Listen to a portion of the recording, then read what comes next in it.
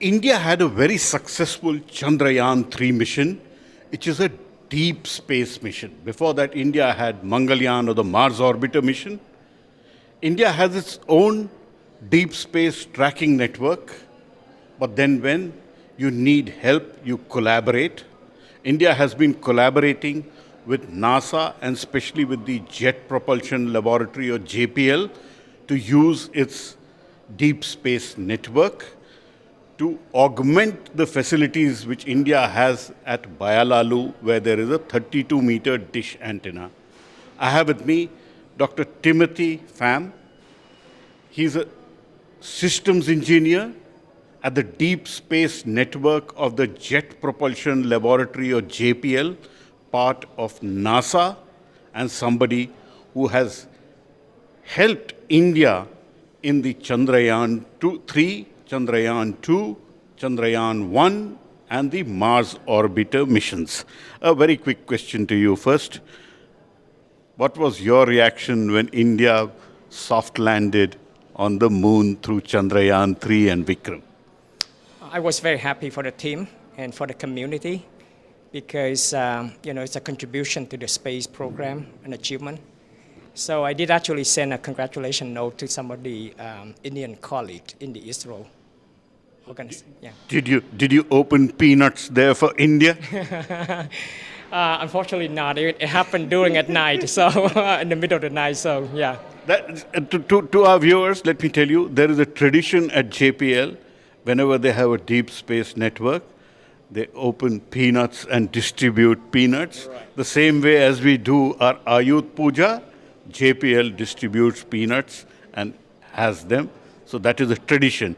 Now, how has JPL been involved with India's exploratory missions, especially Chandrayaans and for the Mars missions? I don't know the details of that. I know that at the first collaboration, member of two different space agencies talked to each other, NASA and ISRO, and then an agreement was struck for NASA to support ISRO, and then the DSN being part of NASA being called in to provide the ground tracking support. Now, which are the stations which JPL has, and what are the kind of network which JPL owns for deep space tracking? Right. The deep space network is the NASA infrastructure to communicate with the spacecraft. And we have three main sites, one being in Goldstone, California. The other one is in Madrid, Spain, and Canberra in Australia. At each site, we have multiple antenna. We have typically we have a single 70-meter antenna, and we have 70 meters. 70, yeah. That's a large antenna. That's as large as almost like a football field. Yeah, it's big. And then we have a few 34-meter antennas, beam waveguide. Yeah.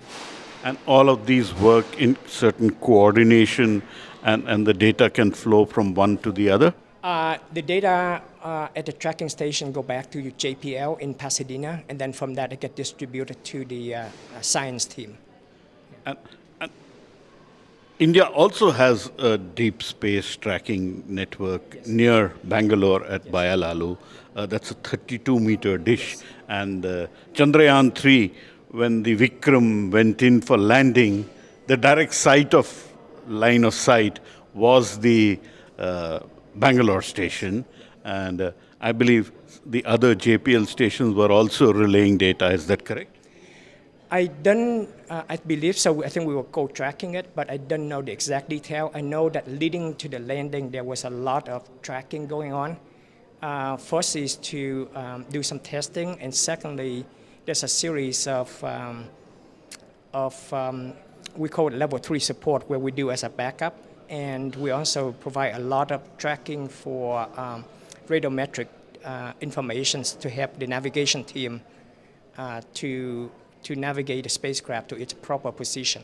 Sure. That is a tricky exercise because you need to know exactly the Earth is moving, the Moon is moving, and so is spacecraft is also moving, and all of them are going in different directions. You need to know the exact orbital path. How do you do that?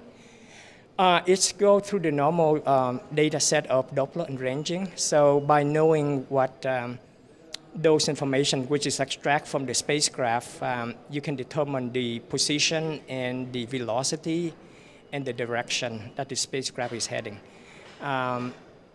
This whole navigation software, has a lot of processing, the model, mathematical model in there to basically in the end give you the information on the trajectory of the spacecraft. Yeah. Yeah. How do you manage when you shoot a satellite from Earth and it has to go all the way to, say, Mars? Yes. Even a small difference can make it go millions of kilometers away. How do you folks figure out that this is the right shooting, this is the right aim? The good thing though is that you track it on the daily or weekly basis, so you can continually determine the position between the actual versus expected, and then you can make a small correction along the way. Because that's right now India also has a mission going towards the sun to study the sun, Aditya, and Aditya just had a trajectory correction maneuver as it was heading towards the sun to the Lagrangian point. And how many satellites can the jpL network track? Do you have an understanding, and how difficult it is to track? Tracking is pretty routine because we have all the information related to the mission that we can just activate and automate the tracking. Currently, we support roughly about 40 missions, and we'll have basically 15 antennas around the network. So we could, given that we have a 3 tracking opportunity a day for a given spacecraft, that allow us to cover 40 missions plus or so. So currently, are you helping ISRO in any of their missions, because they have 2 satellites orbiting the moon? Yeah. One Chandrayaan-2's orbiter, and the propulsion module for Chandrayaan-3. Is the jpL network still involved? I think not at the moment, but that doesn't mean that we cannot support it if there is a need to. I think that at the moment, most of that being tracked by ISRO and the ESA antenna.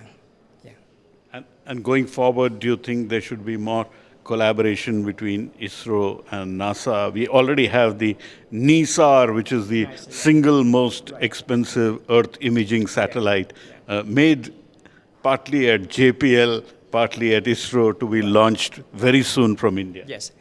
Yeah, I expect the collaboration will continue, and the tracking of ISRO mission would continue in the future. NISA or NISA, as we call it in the US, will be tracked by a different network, not the deep space network. Sure. But in terms of smaller collaboration between jpL and ISRO, it's very significant contribution. It is a very significant, because the world's largest democracy, which is India, and the world's oldest democracy, which is the United States of America, are collaborating in space after a very long time. We had the first rocket India launched was an American rocket, Nike Apache, and then we had collaboration in Chandrayaan-1. Remember when they found presence of water molecules, and now NISAR. How excited are you about NISAR? It will be kind of revolutionary because the data rate there is huge. You're talking about 4 gigabit per second, I believe. So it's very significantly increased from the data that we typically have with the planetary mission, and that should provide a lot of information about the Earth. So, you excited about Chandrayaan-3 collaboration between NASA and ISRO? Yes. Yeah. And what was the general feeling in NASA when Vikram soft landed?